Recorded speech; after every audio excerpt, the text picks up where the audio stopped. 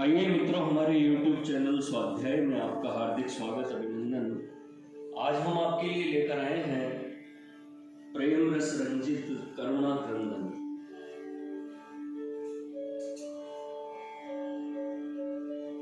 प्रार्थना इस शीर्षक पर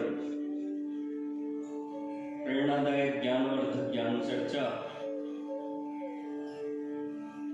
अगर आपको हमारा चैनल पसंद आए तो इसे लाइक और सब्सक्राइब अवश्य करें। संसार का प्राणी मात्र किसी न किसी रूप में उस परम पिता को मानता ही है।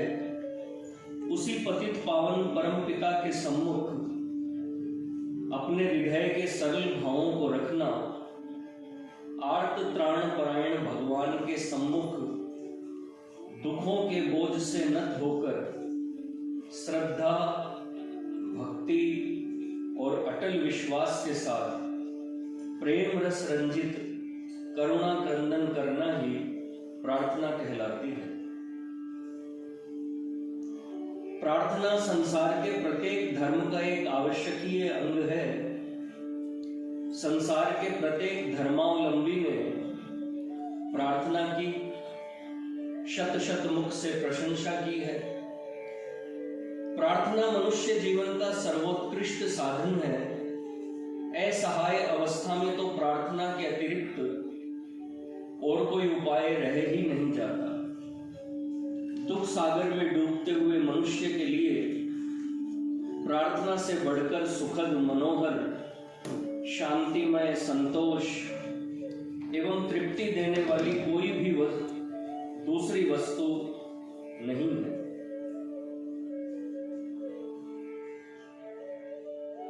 प्रार्थना मनुष्य जीवन का प्रधान तत्व है। इससे रहित होकर मनुष्य जीवन सार रहित हो जाता है। प्रार्थना से विमुख मनुष्य को संसार सागर की साधारण हिलोरें अपने निश्चित मार्ग से विचलित कर देती हैं और उसे अवनति के उस कल्पनातीत खंडहर में डाल देती है, जिससे पुनः उठना प्रायः असंभव हो जाता है। प्रार्थना की शक्ति अनंत है। संसार का ऐसा कोई कार्य नहीं जो प्रार्थना की सहायता से न किया जा सकता हो। Prayer can move mountain. प्रार्थना द्वारा अप्राप्य प्राप्य हो जाता है, असंभव संभव बन जाता है। दुख टल जाते हैं, टल क्या जाते हैं, समूल ही नष्ट हो जाते हैं। जब प्रेमपूर्ण सच्ची प्रार्थना उस निराकार को साकार तक बना देती है, उस जगत नायक को नंगे पांव दौड़ा सकती है, तब फिर वह और क्या नहीं कर सकती। किंतु यह अनंत शक्ति और प्रभाव उसी सच्ची प्रार्थना में होता है जो केवल मुख से नहीं वरन हृदय से की जाती है। जहां शब्दों की गुंजार के साथ हृदय तंत्री के कोमल तारों की मधुर झंकार भी मिश्रित रहती है। जिस प्रार्थना में हृदय मुख को आता है, हृदय के मंजुल भाव उस अपने प्यारे के चारों चरणों पर लौटने के लिए आतुर हो जाते हैं, वही प्रार्थना वास्तविक प्रार्थना है और उसी प्रार्थना में असीम शक्ति का समावेश रहता है। प्रार्थना केवल शब्दों द्वारा नहीं की जाती है, मौन रहकर भी प्रार्थना की जा सकती है।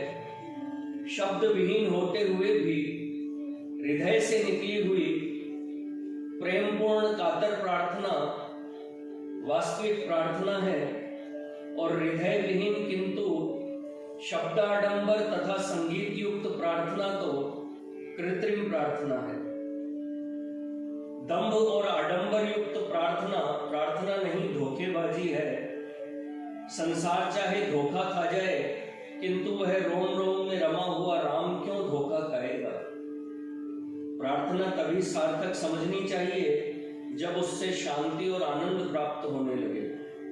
जिस प्रकार एक भूखे मनुष्य को भोजन मिलने पर आनंद मिलता है, उसी प्रकार जब आत्मा को भी प्रार्थना से आनंद और शांति प्राप्त होने लगे, तभी जानना चाहिए कि वह सच्ची प्रार्थना है। प्रार्थना के लिए समय का निश्चित होना आवश्यक है। हिंदुओं की नित्य त्रिकाल संध्या का यही तत्व है। कोई सतत प्रार्थना कर सके उसका तो कहना ही क्या, किंतु हम संसारी जीव हैं, काम क्रोध लोभ मोह से ग्रसित पामर जीव हैं, इसलिए सतत प्रार्थना करने में असमर्थ हैं। अतः प्रार्थना के लिए एक समय निश्चित करना ही उचित और श्रेयकर है। उस निश्चित समय पर मन को यथाशक्ति एकाग्र करके श्रद्धा और अटल विश्वास के साथ प्रेमपूर्ण प्रार्थना करनी चाहिए और इस प्रकार नित्य प्रति अपने शरीर और मन में प्रार्थना द्वारा एक शक्ति का संचार करना चाहिए, जिससे उसका प्रभाव हमारे हृदय पर दिन रात बना रहे। प्रार्थना के लिए निश्चित समय पर शुद्ध होकर यथासाध्य एकांत शांत पवित्र स्थान में शांत होकर बैठना चाहिए और मन में यह भावना करनी चाहिए कि भगवान यहाँ मेरे सामने उपस्थित हैं और मेरी प्रत्येक बात को सुन रहे हैं। सुन ही नहीं रहे वरन हृदय की आंतरिक गति को भी देख रहे हैं। इस प्रकार आसन पर बैठकर अपने प्यारे आराध्य देव के सम्मुख दीन भाव से दिन भर के पापों का स्मरण करके उनके सामने अपना सारा दोष रखना चाहिए और महान पश्चाताप करते हुए आर्त भाव से क्षमा मांगकर केवल उस प्यारे के लिए ही हृदय खोलकर रोना चाहिए और अपनी निज की भाषा में सच्चे हृदय से विनय करनी चाहिए। अथवा इसी आशय के पद तथा भजन गाने चाहिए, पर ध्यान रहे कि यह गान केवल मुख से न हो, हृदय से हो। मन की चंचलता प्रसिद्ध है, उसको शांत करने के उपाय तो केवल दो ही कहे जाते हैं। एक तो प्रभु की पावन प्रेरणा और दूसरा सतत अनथक अभ्यास। प्रभु की प्रेरणा पर अपना कुछ अधिकार नहीं, इसलिए अनथक प्रयास द्वारा ही चंचल मन को प्रभु के चरणों में लगाना चाहिए। चंचल मन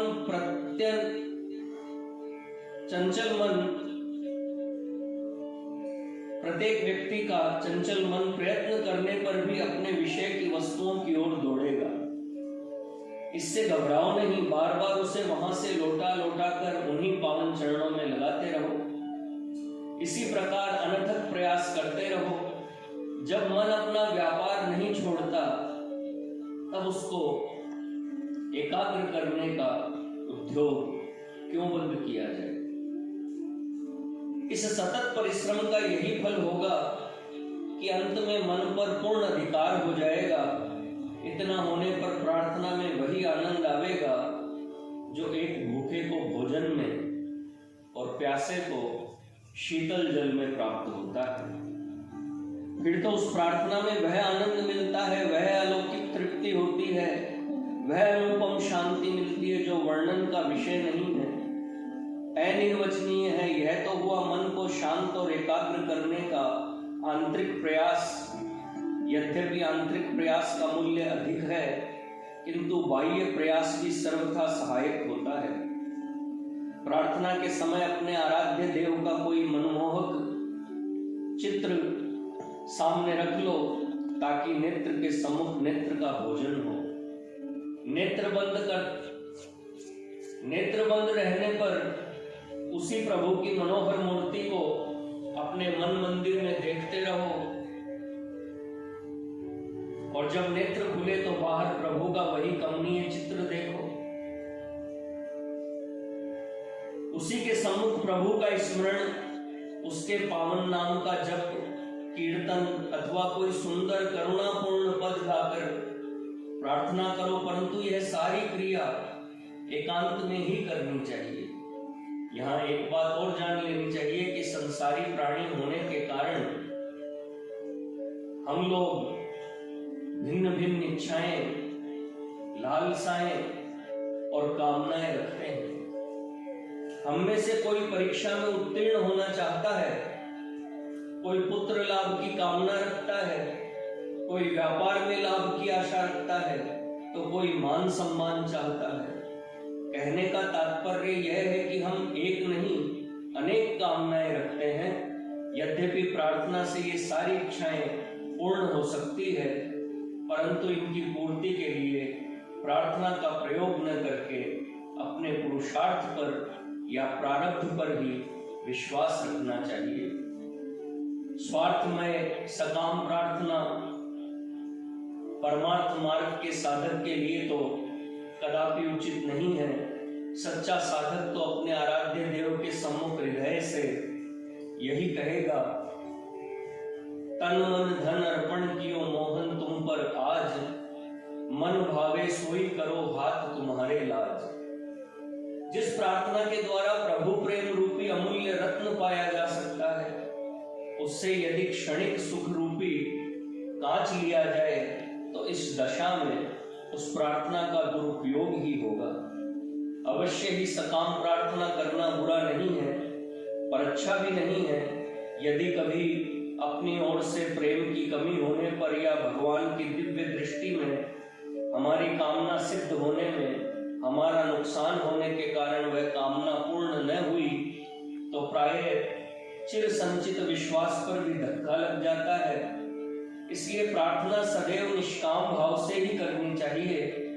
प्रार्थना केवल इसलिए ही की जाए कि उसके बिना किए रहा ही नहीं जाता हो, और यदि कोई कामना ही रखना चाहे तो उसी के प्रेम को उससे पाने की कामना हो।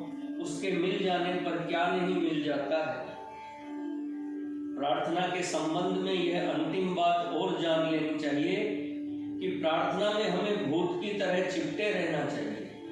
प्रार्थना क्यों करनी चाहिए? प्रार्थना न करने से कौन सी हानि है? प्रार्थना से क्या लाभ होगा? प्रार्थना में जीवन का अमूल्य समय क्यों नष्ट किया जाए? आदि व्यापार संबंधी प्रश्न विचार में भी न आने देने चाहिए।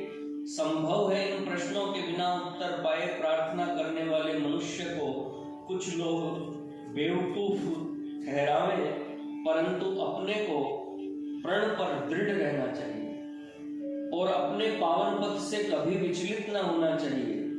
यदि प्रार्थना द्वारा अपना सर्वस्व उस प्राण प्यारे के ऊपर वारने के लिए प्रस्तुत रहोगे, यदि अपने करुणा क्रंदन द्वारा उस करुणा निधि की करुणा कोर को अपनी ओर आकर्षित करने का अनथक प्रयास करते रहोगे, यदि तुम उस परम प्यारे मनमोहन के चरण कमलों को अपने प्रेमाश्रुओं से धोने की कामना को हृदय में विहार करने दोगे, उसके विषम वियोग से क्लांत होकर निश्वास पर अपने आंसुओं से उसके प्रतीक्षा पथ को सींचते रहोगे, यदि तुम्हारे प्राण आतुर और अधीर होकर उसके लिए छटपटाते रहेंगे, तो वह गज की पुकार पर पैदल दौड़ने वाला प्रभु कभी शांत होकर न बैठेगा।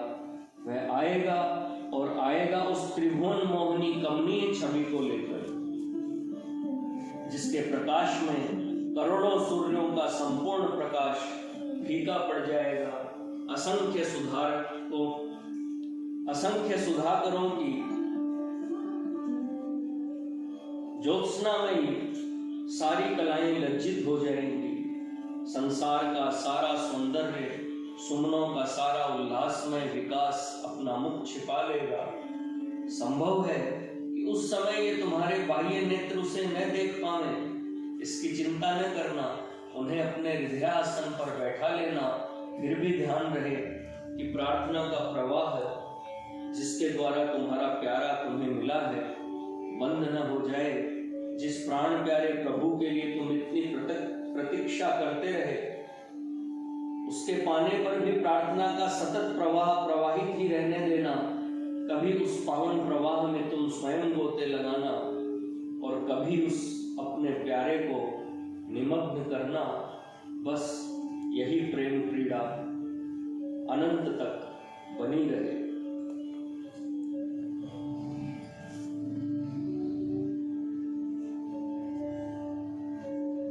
मित्रों, यह थी प्रार्थना